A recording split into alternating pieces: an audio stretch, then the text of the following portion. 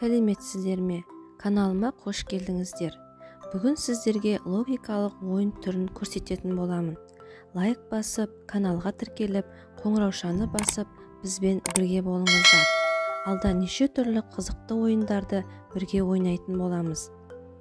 Бұл ойын өте оңай жасалады. Ол үшін жұмыртқа салатын 2 дана кардон керек болады. Бірінші кардонды астына төсеуге қолданамыз, ал екінші кардонды түрлі формада қиып алып, фигураларды әртүрлі түске бояймыз. Бұндай дидактикалық ойындар арқылы баланың логикалық ойлауы дамиды. Ал логикасын дамыту ол оқу үрдісінде үздіксіз жүргізілетін жұмыстардың бірі. Сондықтан балаларды ойын ойнау арқылы дамытайық.